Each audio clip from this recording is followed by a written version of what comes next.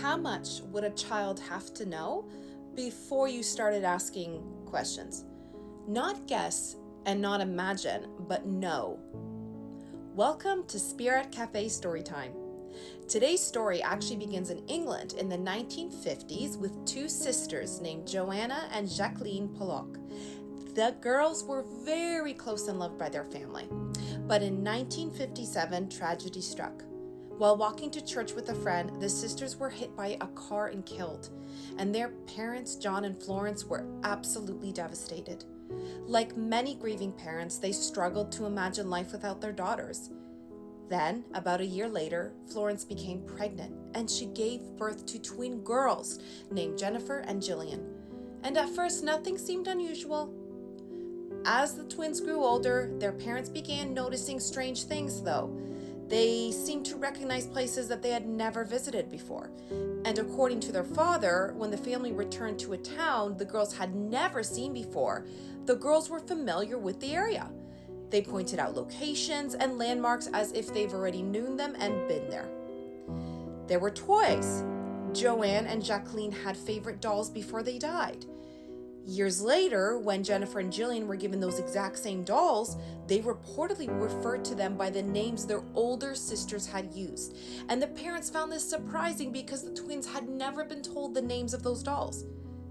But perhaps the strangest detail involved little Jennifer, because she was born with several marks on her body, and according to her father, one of them resembled a scar Jacqueline had suffered before her death, and another appeared in a location similar to a birthmark Jacqueline had. Now, birthmarks happen all the time, coincidences too. But for this family, the similarities kept adding up, and as the twins got older, they sometimes spoke about events connected to Joanna and Jacqueline's lives. They described places and experiences, even memories they should never have known. Or at least that's what their parents believed.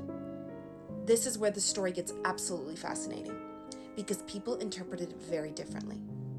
Some believe Jennifer and Jillian were evidence of reincarnation. They believe the sisters somehow returned to the same family in a new life. But others argue that the twins may have picked up information unintentionally from conversations around them. Children are remarkably observant, and memories can be influenced by the people closest to us. Skeptics also pointed out that their father strongly believed in reincarnation, and they wonder whether some of those similarities were emphasized because he was already looking for signs. And honestly, that's what makes this such an enduring mystery. There isn't a clear answer. There are just questions. How did the twins know these things? Were the similarities merely coincidences? Did grief influence the family's memories? Or was this something else entirely? Over the years, the twins became one of the most famous cases discussed by researchers interested in reincarnation all over the globe. And even today, people continue to debate what really happened. And perhaps that's why the story has lasted for so long. Not because it proves anything, but because it invites us to ask bigger questions.